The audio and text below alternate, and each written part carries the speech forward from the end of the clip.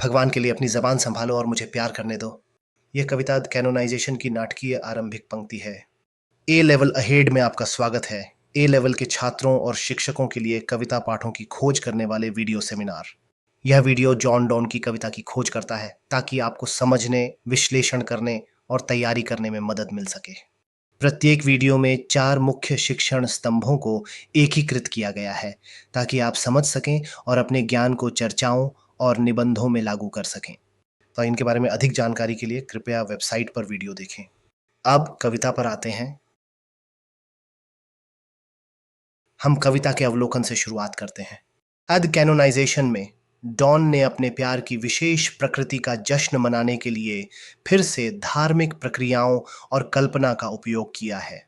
5 छंदों वाली इस कविता में वह समाज और उसकी प्रशंसाओं को नकारते हुए अपने साझा प्रेम द्वारा प्रदान किए जाने वाले आध्यात्मिक सार पर जोर देते हुए दिखाई देते हैं, अभी और हमेशा के लिए।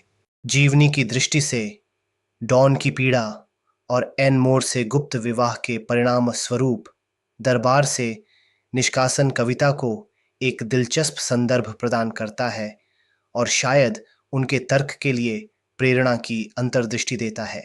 सामाजिक लाभ और प्रभाव से उनका बहिष्कार इस कविता में प्रेमी के दृष्टिकोण को दर्शाता है। वास्तव में यह हो सकता है कि उसे या उसके साथी को इस बात का आश्वासन चाहिए कि सामाजिक उन्नति के बजाय प्यार को चुनना सही रास्ता था।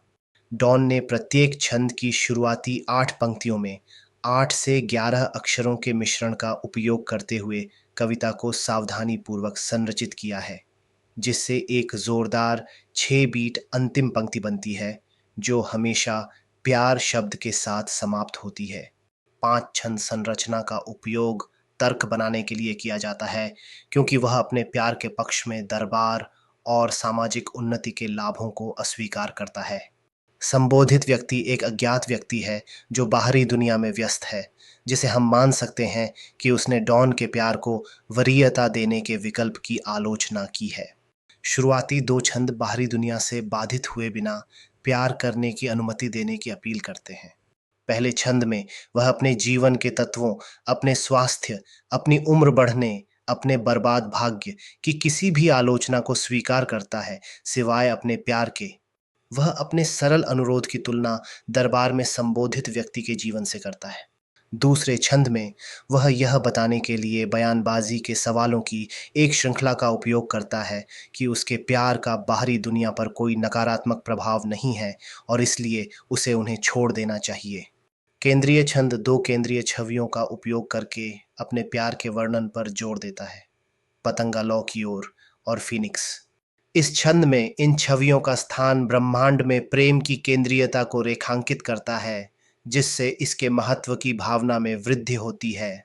यह रक्षात्मक तर्क से हटकर प्रेम की सकारात्मक पुष्टि की ओर एक बदलाव को दर्शाता है। चौथे छंद में डॉन उनके प्रेम की प्रकृति को दरबार की दुनिया और उसके सम्मान प्रणालियों के लिए अनुपयुक्त मानते हैं। इसके बजाय वे तर्क देते हैं कि उनका प्रेम कविता को प्रेरित करता है। वे अनुमान लगाते हैं कि ये कविताएं पवित्र भजन हैं, जो हमें प्रेम के पक्ष में दुनिया को अस्वीकार करने की उनकी मुख्य अवधारणा की ओर ले जाती हैं, जो ईश्वर के पक्ष में एक पवित्र पुरुष या महिला द्वारा दुनिया को अस्वीकार करने जैसा है। इसलिए वे संतों की तरह हैं, विहित। छंद 5 में डॉन पूरी तरह से आगे बढ़ते हैं, यह दावा करते हुए कि उनका प्रेम एक उदाहरण के रूप में कार्य करेगा और प्रेम में खोए हुए और दुनिया में उलझे हुए लोगों के लिए एक प्रतीक के रूप में खोजा जाएगा। आमतौर पर डॉन शुरुआती छंद में इस शुरुआती बचाव को उलट देता है। अब अकेले रहने के लिए कहने के बजाय वह दावा करता है कि उसे संबोधित करने वाले द्वारा खोजा जाएगा। गहन विश्लेषण करें। डॉन ने एक नाटकीय विस्मयकारी लहजे के साथ छंद की शुरुआत की, जो उनके संबोधनकर्ता की आलोचना और उनके जीवन पर टिप्पणी द्वारा सीमित होने पर उनके क्रोध और हताशा की भावना पैदा करता है। अपनी जुबान संभालो, मुझे प्यार करने दो और मेरे पक्षाघात को डांटो जैसे आज्ञाकारी क्रियाओं के उपयोग से कवि तर्क पर नियंत्रण कर लेता है और अपने अनुनय की दिशा शुरू करता है। डॉन ने एक आत्मविनम्र शुरुआत में एक सूचीकरण तकनीक का उपयोग किया, जिसमें वह अपनी गलतियों, खामियों और असफलताओं की आलोचना को आमंत्रित करता है। मेरे पक्षाघात या मेरे गठिया, मेरे 5 सफ़ेद बाल या मेरे भाग्य की अवहेलना करो। वह अपनी शारीरिक सीमाओं या अपनी बुढ़ापे की स्थिति की परवाह नहीं करता है। बर्बाद भाग्य की अवहेलना में कठोर एफ अनुप्रास दुनिया में डॉन की स्थिति के बारे में आलोचना के स्वर को पकड़ता है। डॉन की अदालत में उनके पद से बर्खास्तगी और लंदन की प्राथमिकताओं से उनके भौगोलिक और सामाजिक बहिष्कार के जीवनी संदर्भ से एक स्पष्ट और स्पष्ट संबंध है। सोसाइटी, इस वीडियो सेमिनार के पूर्ण संस्करण के लिए कृपया ए लेवल अहेड की सदस्यता लें। वेबसाइट www.andyhurleyhead.com पर जाइए। इस अनुभाग तक पहुंचने के लिए ए लेवल अहेड का सदस्य बने। इन गतिविधियों का उपयोग शिक्षकों या व्याख्याताओं द्वारा पाठों या ट्यूटोरियल में कार्य निर्धारित करने के लिए किया जा सकता है। वे स्वतंत्र अध्ययन के लिए भी काम कर सकते हैं।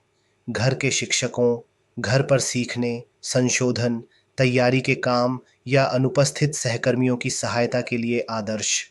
विचारों तक पूरी पहुंच के लिए कृपया www.andyhurleyahead.com पर साइन अप करें।